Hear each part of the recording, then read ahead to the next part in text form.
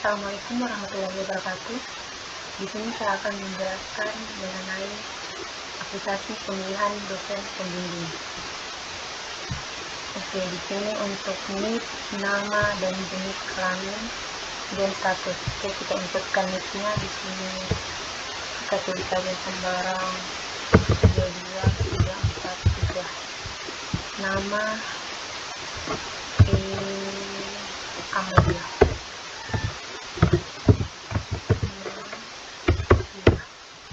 Jenis kelamin perempuan, status jenis simpan. Data berhasil bukan. Kemudian kita lihat ini tadi data yang baru saja diinputkan. Maaf nih, Amalia perempuan TNA.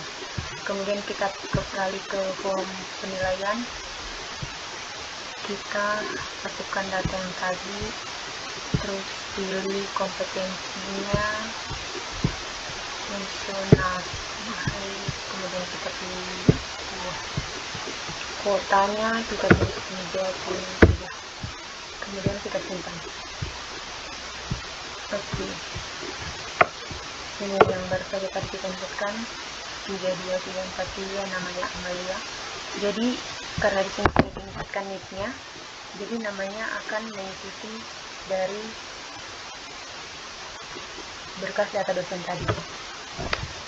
Ini kompetensinya kita pilih kedua tadi SC, fungsionalnya 2, pendidikan.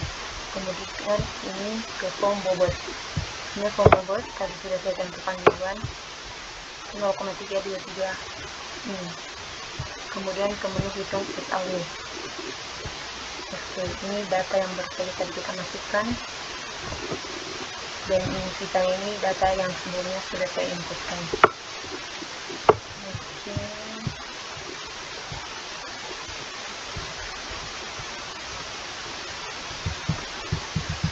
Matriks normalisasi. Oke, jadi yang untuk rankingannya paling tinggi, kemudian ini Amalia yang paling terakhir dengan skor 0,616. Oke, sekian dan terima kasih. Oke, di sini saya akan menjelaskan bagaimana cara menghitung sistem pendukung keputusan dengan menggunakan metode simple additive weighting dengan topik yaitu penentuan dosen pembimbing skripsi. Yang pertama yaitu menentukan alternatif pilihan. Di sini saya menggunakan 4 orang. Yang pertama yaitu Ade, Emma, Amalia, dan Adelina.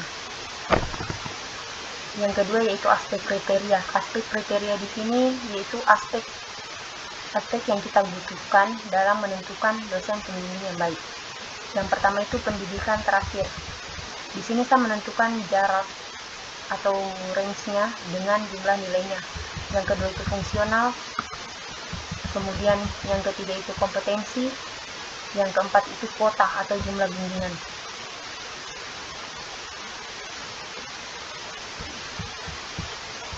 Terdapat 2 kategori membedakan kriteria, antara lain B1 itu kompetensi atau keilmuannya, B2 itu fungsional atau jabatannya, kriteria B3 itu pendidikan akhir atau pendidikan yang paling terakhir untuk ditempuh, sedangkan B4 itu kuotanya. Oke, kita masuk ke langkahnya, yaitu pembobotan dan skala penilaian.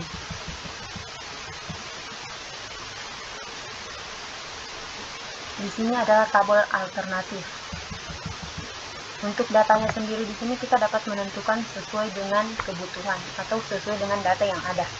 Kemudian menentukan nilai min dengan nilai maksimal dari data kriteria tersebut.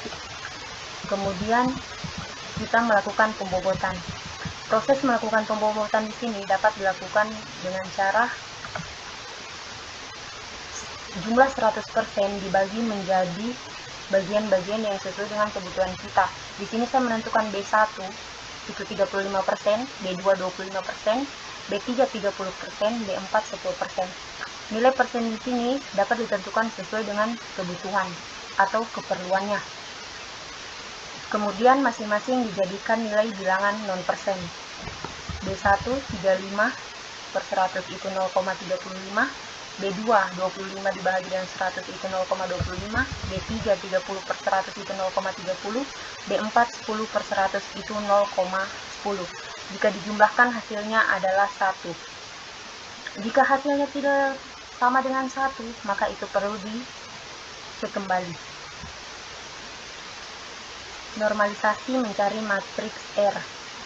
Untuk rumus mencari nilai matriks R itu ada 2, yaitu Xij per next Xij. Ini digunakan jika atributnya mempunyai nilai benefit, sedangkan min Xij per Xij itu digunakan apabila menggunakan cost atau biaya, mengandung cost atau biaya.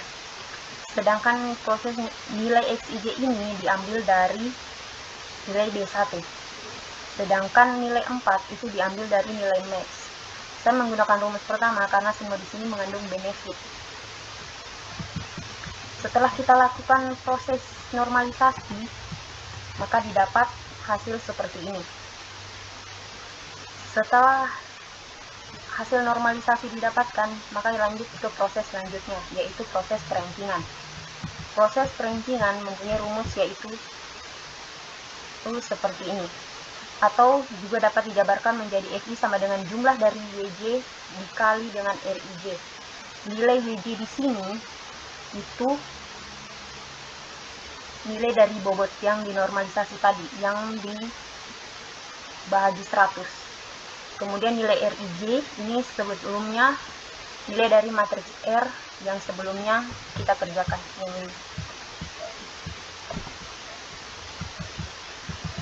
Nilai yang ini. Kemudian setelah itu lakukan penjumlahan. Setelah dilakukan penjumlahan, maka akan diperoleh hasil. Setelah didapatkan hasilnya, maka kita lakukan proses perankingan. Dalam proses perankingan di sini kita dapat tahu yang mana desain skripsi yang lebih baik. Sekian dan terima kasih.